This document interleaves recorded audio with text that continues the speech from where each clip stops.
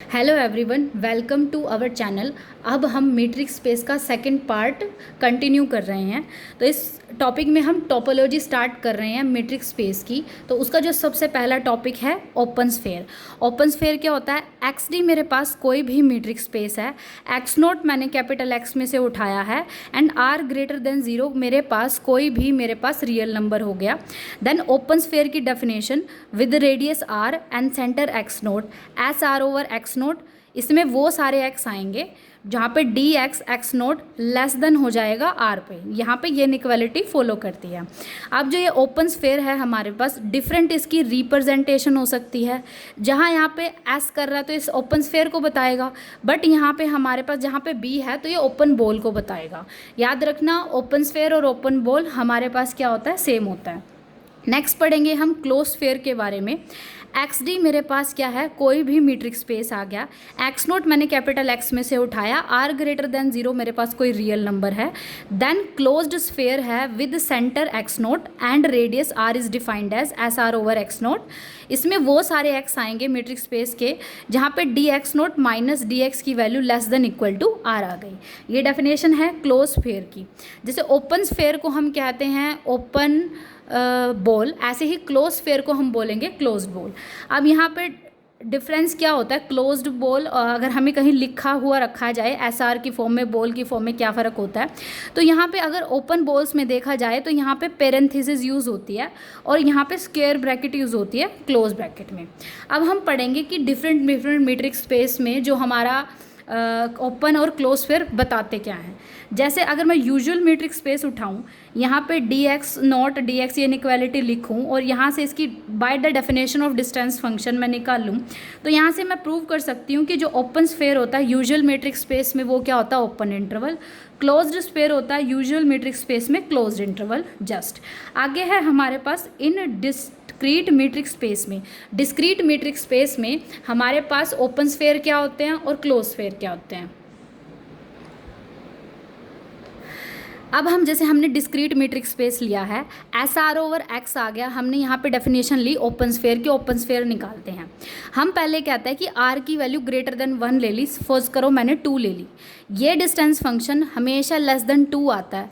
ये तो हमेशा ही आएगा क्योंकि 0 और 1 तो हमेशा वैल्यू हमेशा 2 से छोटी होती है, यानी पूरा का पूरा जो मीट्रिक स्पेस एक्स है इस इक्वेशन को सेटिस्फाई करता है।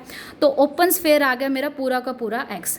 सेकंड है हमारे पास, अगर आर की वैल्यू क्लोज इंटरवल 0-1 से आ जाती है, उस केस में हम ओपन स्फेयर निकालने की कोशिश करते हैं। तो यहाँ पे देख लो, पॉसिबिलिटी है कि मैं यहाँ 0 ले लूँ। 0 के केस में डिस्टेंस फंक्शन नॉन नेगेटिव होता है, ग्रेटर देन इक्वल टू 0।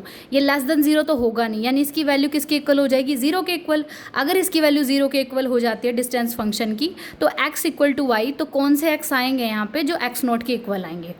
ऐसे ही है हमारा, अगर यहाँ पे मैं 1 भी ले लेती हूँ तब भी मेरी यहाँ पर डिस्टेंस फंक्शन की पॉसिबल वैल्यू ये आएगी, तो x इक्वल टू वाई आएगा। तो ओपन स्फेयर है x नोट आ गया। अगर मैं क्लोज स्फेयर निकालूँ उस केस में r की value greater than equal to 1 ले लिया है, यानी यहाँ पे 1 आ सकता है। 1 के केस में ये इनइक्वालिटी डिस्टेंस फंक्शन की कौन सी? 0 और 1 आता है। और अगर मैंने यहाँ पे 1 या 1 से बड़ी कोई भी वैल्यू ले ली तो मेरा क्लोज स्फेयर पूरा का पूरा x आ जाएगा। और r की वैल्यू ओपन इंटरवल 0 से 1 ले ली, तो उस केस में जैसे मैंने यहाँ पे क्या ले लिया है, r मेरा 1 नहीं हो सकता, 1 से छोटा, यानी 0 आ गया। तो डिस्टेंस फंक्शन भी मेरा 0 हो जाएगा, x की वैल्यू x नोट आ गई। अगर यहाँ से मैं देखूँ ओवरऑल कि अगर डिस्क्रीट मीट्रिक स्पेस है उसके अंदर मेरे पास ओपन स्फेयर बनेंगे पूरा का पूरा x सेट और singleton x note, singleton set.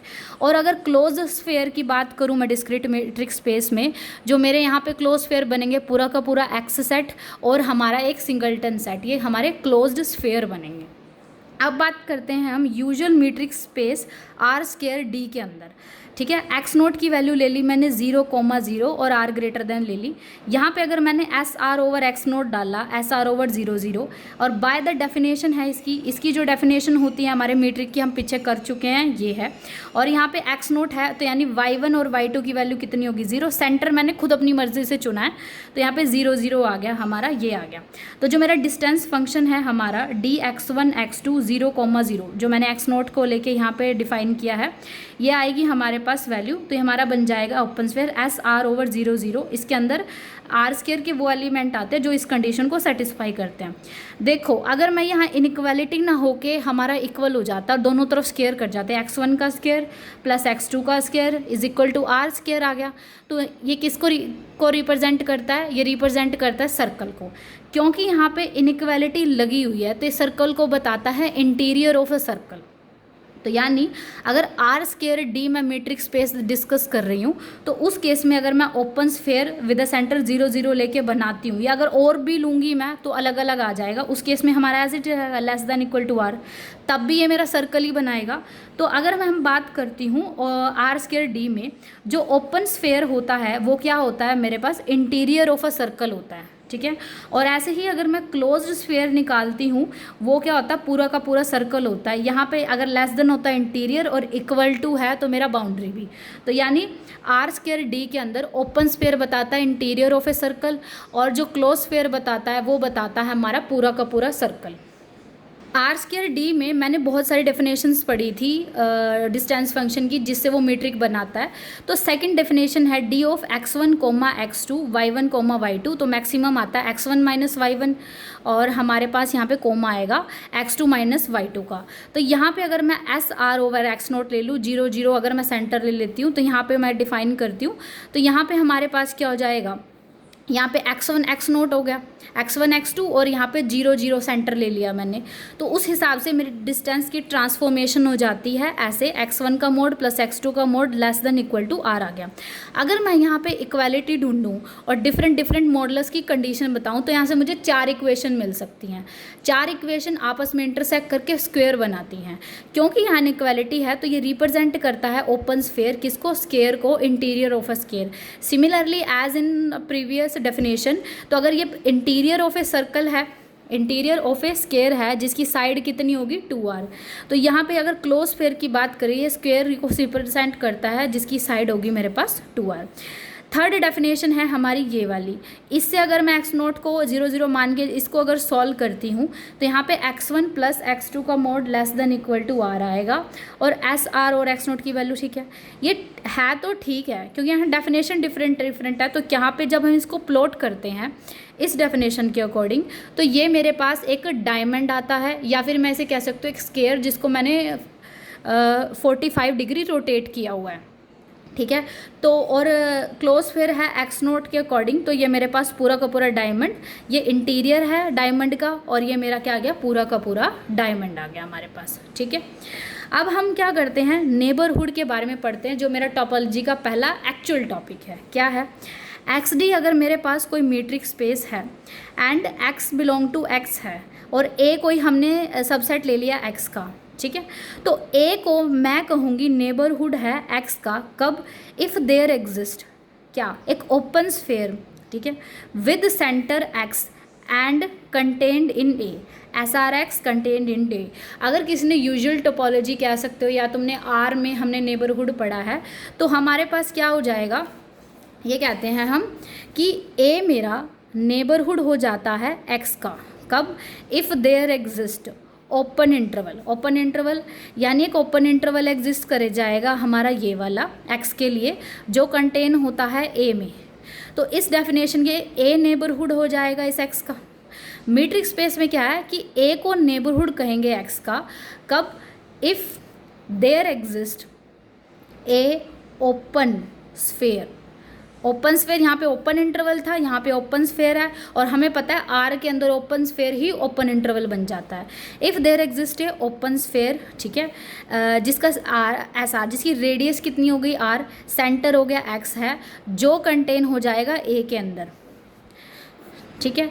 तो A मेरा क्या हो जाएगा? नेबरहुड हो जाएगा x का। बिल्कुल सिमिलर ही डेफिनेशन है, बस यहाँ पे R के अंदर एक ओपन इंटरवल एग्जिस्ट करता है x का, जो कंटेन करे A को, और यहाँ पे A नेबरहुड होगा किसका? x का, इन मीट्रिक स्पेस में, जब x के लिए कोई ओपन स्फीयर एग्जिस्ट करे जिसका सेंटर x हो, और वो कंटेन होता है हमारा A में, ठीक है। आगे हम बात करेंगे इन डिस्क्रीट मीट्रिक स्पेस। हमने डेफिनेशन है डिस्क्रीट मीट्रिक स्पेस की, ठीक है। A की वैल्यू x ले ली हमने, ठीक है। इनडिस्क्रीट मीट्रिक स्पेस है, जो ओपन स्फेयर्स होते हैं वो एक्स नोट होगा या हमारा कैपिटल एक्स होगा, ठीक है। अगर मैं नेबरहुड निकाल रही हूँ तो बड़े से बड़ा नेबरहुड मुझे जो साबित करना है मैं वो कैपिटल एक्स की बात कर सकती हूँ, ठीक है। क्योंकि अगर मैंने कोई छोटा मोटा सेट ले लिया जिसमें से एक है, तो वो कैपिटल एक्स, ए की वैल्यू क्या है मेरे पास, एक्स आ गई, रुको मेरे पास, ठीक है। अब देखो डिस्क्रीट मीट्रिक स्पेस में मेरे पास क्या कर जाता है, एस आर एक्स नोट की वैल्यू यानी ओपन स्फेयर है एक्स नोट इंटू आर। अगर मुझे दिखाना है, ठीक है, कि ए सेट कोई भी ए सेट है, ठीक है, और ये नेबरहुड हो जाएगा एक्स का, तो मुझे दिखाना पड़ेगा एक्स के लिए एक ओपन स्फेयर एग्जिस्ट करता है जिसका सेंटर ये एक्स है, ये कंटेन है ए सेट में, ठीक है। अब जो डिस्क्रीट मीट्रिक स्पेस में है, या तो मेरा डिस्क्रीट मीट्रिक स्पेस में या तो मेरा क्या हो सकता है, सिंगलटन सेट हो सकता है यहाँ ओपन स्फेयर, यानी एक्स कंटेन हो जाए सिंगलटन सेट में। यहाँ पे अगर मैं एक्स ले रही हूँ तो मैंने ये एक्स ले लिया और ये कंटेन है उस सेट में, या एक्स हो जाएगा मेरा कैपिटल एक्स है, ये कंटेन हो जाएगा उसमें। अब ये वाली जो कंटेनमेंट कब फॉलो करती है, जब ये ए एक्स मेरा सबसे बड़ा सेट है, तो ए जब मेरा एक्स हो जाएगा तब ये कंटेनमेंट फॉलो करती है। और यहाँ पे एक्स हो जाए या कोई भी अगर मेरा सिंगलटन सेट से बड़ा कोई सेट आ जाए तो हर कंडीशन के लिए फॉलो करता है, ठीक है। अब देखो हमारे पास क्या था, for x belong to capital x के लिए there exist a open sphere x such that, कोई भी अगर मैं कैपिटल एक्स में से कोई भी एलिमेंट उठाती हूँ नेबरहुड के लिए, उसके लिए एक ओपन स्फेयर एग्जिस्ट करता है S R x such that S R x contain होता है एक्स में फॉर ऑल एक्स के लिए, ठीक है। तो मैंने कहा था कि इस डेफिनेशन में कि एक्स कंटेन होता है एक्स में कब, जब ये भी मेरा क्या हो जाएगा, एक्स हो जाएगा। तो यानी अगर एक्स में से मैं कोई भी एक्स नोट उठा रही हूँ उसके लिए मेरे पास एक ओपन स्फेयर ऐसा एग्जिस्ट कर जाएगा सच दैट कि एस आर एक्स मेरा कंटेन हो जाए एक्स में, और ये कंडीशन मेरी हर एक्स के लिए फॉलो करती है।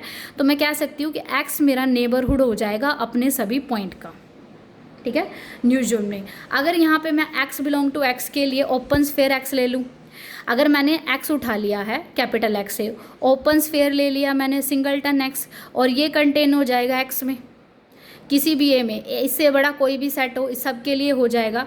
यानी हर एलिमेंट के लिए हर बार एक सिंगलटन, जैसे 1 के लिए एक, 2 के लिए 3, इसके लिए जितने भी एलिमेंट एग्जिस्ट करेंगे ना कैपिटल एक्स में, उन सब के लिए ओपन स्फेयर एग्जिस्ट करता है और जो कंटेन हो जाएगा कैपिटल एक्स में। तो यानी मेरे पास क्या था, एक्स के हर एलिमेंट के लिए नेबरहुड एग्जिस्ट करता है और वो होता है कैपिटल एक्स, यानी कैपिटल एक्स मेरा नेबरहुड हो जाएगा ऑल ऑफ इट्स पॉइंट्स का। अगर मैं इन यूजुअल मीट्रिक स्पेस में हम बात करते हैं, ए हमारे पास क्या हो जाएगा, ओपन स्फेयर ओपन इंटरवल के अंदर हो जाएगा हमारे पास। क्लियरली कोई सेट ले लिया है मैंने आर में, ठीक है। तो यहाँ पे देखो ए अगर ओपन इंटरवल हो गया, ए नेबरहुड होगा एक्स का, कब, अगर एक्स के लिए एक open interval A be exist करता है और जो कंटेन हो जाता है ए बी के अंदर खुद भी कंटेन हो जाता है। अब देखो हम नेबरहुड की जब बात करते हैं आर के अंदर, तो यहाँ पे आर के अंदर सेट कोई सा भी हो सकता है, ठीक है। मुझे बताना है कि ए है नेबरहुड है ऑफ एक्स का इन आर, ठीक है। उसके लिए हमें ए स्पेसिफाई करना होता है। एक इस टाइप का हो सकता है, एक डिस्क्रीट सेट हो सकता है जैसे सेट ऑफ नेचुरल नंबर हो सकता है, बहुत सारे टाइप्स हो सकते हैं, लेकिन 4 टाइप हैं जो हमें होते हैं, close interval, open interval, semi closed हो गया और सेमी ओपन हो गया। ये आ गया हमारे पास। अगर इसको देखो हमारे पास यहाँ आ जाता है, ठीक है। अगर मैं क्लोज इंटरवल ए बी लेके चलूँ, इसके अंदर का मैंने कोई भी पॉइंट उठा लिया एक्स क्लोज इंटरवल ए बी, ठीक है, इसके लिए मेरा ओपन इंटरवल एग्जिस्ट कर जाएगा ए कोमा बी, ठीक है, एक्स के लिए, ठीक है, सच दैट कि एक्स बिलोंग करता है एक्स के लिए एग्जिस्ट कर गया ओपन इंटरवल। क्या ये मेरा क्लोज इंटरवल ए बी में आता है, ठीक है। तो यानी कोई भी अगर क्लोज इंटरवल हुआ, कोई भी क्लोज इंटरवल, वो अपने अंदर के सभी पॉइंट का नेबरहुड हो जाएगा। दूसरा है हमारा, अगर एक्स की जगह मैं ओपन इंटरवल ले लूँ तो उसके लिए open interval A be exist कर जाएगा, सच दैट एक्स के लिए open interval A be exist कर गया जो कंटेन है मेरा ए बी में। यानी हर ओपन जो इंटरवल होता है अपने अंदर के सभी पॉइंट का नेबरहुड होता है। अब उसके बाद ले लिया है मैंने x ले लिया है ओपन से क्लोज्ड हो गया यहाँ पे, इसके लिए ओपन इंटरवल ए भी एग्जिस्ट कर जाएगा। यहाँ पे अगर मैंने ये ले लिया है तो इसके लिए ओपन इंटरवल एग्जिस्ट कर जाएगा सच दैट x बिलोंग करता है ए बी से, ये कंटेन होता है क्लोज इंटरवल ए बी में, और ये a इंटू बी में मेरा एक कंटेनमेंट हो जाएगी। यानी close interval, open interval, semi close, semi open, ये चार के चार जो भी मेरे पास इंटरवल होते हैं अपने अंदर के सभी पॉइंट्स का क्या होते हैं, नेबरहुड होते हैं। ठीक है, इन डेफिनेशंस में हमारे यही कहा जा रहा है कि अगर ए जिस सेट है, मैं नेबरहुड अगर ओपन इंटरवल लेके चल रही हूँ तो वो अपने सभी पॉइंट्स का नेबरहुड है। अगर ए क्लोज इंटरवल लेके चल रही हूँ तो वो अपने सभी पॉइंट का नेबरहुड हो गया। अगर मैं ए बी लेके चल रही हूँ सेमी क्लोज सेमी ओपन तो वो अपने अंदर के सभी पॉइंट का नेबरहुड हो गया। ठीक है, हमारे पास आ गया है हमारा, एक मिनट कुछ गड़बड़ हुई है। ठीक है, अब इसमें क्या था, ये तो आ गया मेरा। ठीक है, और हमारे पास देखो इस क्वेश्चन में अगर मुझे निकालना है x की वैल्यू है, क्या ये नेबरहुड होता है क्लोज इंटरवल ए बी का? नहीं, ये गलत है हमारा, क्योंकि अगर इसके लिए ओपन इंटरवल एग्जिस्ट करता है a minus epsilon a plus epsilon, वो कंटेन दिखाना है a प्लस बी में। क्या ये कंटेन करता है इसमें? देखो इन दोनों के बीच में मेरे पास कुछ भी आ सकता है। देखो अगर मैंने मान ले a से a एप्सिलॉन a इनके बीच में आएगा तो a से a एप्सिलॉन तो इसके अंदर कंटेन हो गया। a से छोटे और a एप्सिलॉन से बड़े इसके अंदर कंटेनमेंट नहीं होती। तो यानी यहाँ पे बाउंड्री पॉइंट्स हैं हमारे, ये क्या हो गए, इनका जो हमारा है x इक्वल टू a, यानी जो एक क्लोज इंटरवल ए बी है is not neighbourhood of boundary point a comma B आ गया। बट अगर मैं ओपन इंटरवल लेके चलती हूँ, ओपन इंटरवल के केस में, क्योंकि देखो हमारे क्या करते हैं, इसके केस में ओपन इंटरवल अपने सभी पॉइंट का नेबरहुड होता है, क्लोज इंटरवल अपने सभी पॉइंट का नेबरहुड होता है सिर्फ एंड पॉइंट्स को छोड़ के। ऐसे ही अगर इसमें देखो, इसमें बी को छोड़ के और इसमें ए को छोड़ के अपने सभी पॉइंट्स का नेबरहुड होता है। ठीक है, अब देखो जो कैपिटल आर होता है, कोई भी एलिमेंट उठाऊंगी कैपिटल आर में से, उसके लिए हमें ओपन इंटरवल एग्जिस्ट मिल जाएगा जो पूरा का पूरा कंटेन होता है हमारा आर में, तो आर नेबरहुड हो जाएगा अपने सभी पॉइंट्स का। तो इसी वजह से हम इसको ओपन भी कहते हैं। ओपन की डेफिनेशन आगे पढ़ेंगे, बस ये देख लो कि कोई भी सेट है अगर अपने सभी पॉइंट्स का नेबरहुड हो गया तो वो ओपन होता है। जैसे हमारा ओपन इंटरवल ए बी, आर मेरा ओपन हो गया। आगे है हमारा जैसे सेट ऑफ नेचुरल नंबर है, सेट ऑफ रैशनल इंटीजर हैं, are not neighbourhood of their points. जैसे है अगर मैं बात करती हूँ सेट ऑफ नेचुरल नंबर 1 2 3 4 5 आ गया। ठीक है, मैंने इसका हमने निकालना है कि ये अपने किसी भी पॉइंट का नेबरहुड नहीं होता है, तो मैंने वो पॉइंट ले लिया 1 के लिए ओपन इंटरवल एग्जिस्ट कर जाएगा 1 प्लस एप्सिलॉन, जो कंटेन होगा हमारा n के अंदर। ठीक है, अब देखो इस पूरे में एक तो 1 है, 1 के लेफ्ट वाले नंबर्स भी है, 1 के राइट वाले नंबर भी हैं, बट ये मेरा इंटरवल है कि यहाँ से लेके यहाँ तक के सारे एलिमेंट इसके अंदर कंटेन होने चाहिए, बट यहाँ तो इसका और इसका कॉमन पार्ट सिर्फ 1 ही है, यानी ये पूरा का पूरा इसके अंदर कंटेन नहीं होता है। तो n हमारे पास ये कंटेनमेंट नहीं होती, 1 के लिए नहीं है, 2 के लिए नहीं है, 3 के लिए नहीं होती। ये रिजल्ट मेरी जो इनइक्वालिटी है कंटेनमेंट फॉलो नहीं करती। तो यानी जो मेरा n है is not neighbourhood of any of its point. ठीक है, ये हो गया है हमारा। अब उसके बाद ऐसे ही अगर मैं सेट ऑफ रैशनल नंबर के लिए रैशनल नंबर ले लिया मैंने 0 रैशनल नंबर है, इसके लिए एक ओपन इंटरवल एग्जिस्ट करेगा 0 प्लस एप्सिलॉन।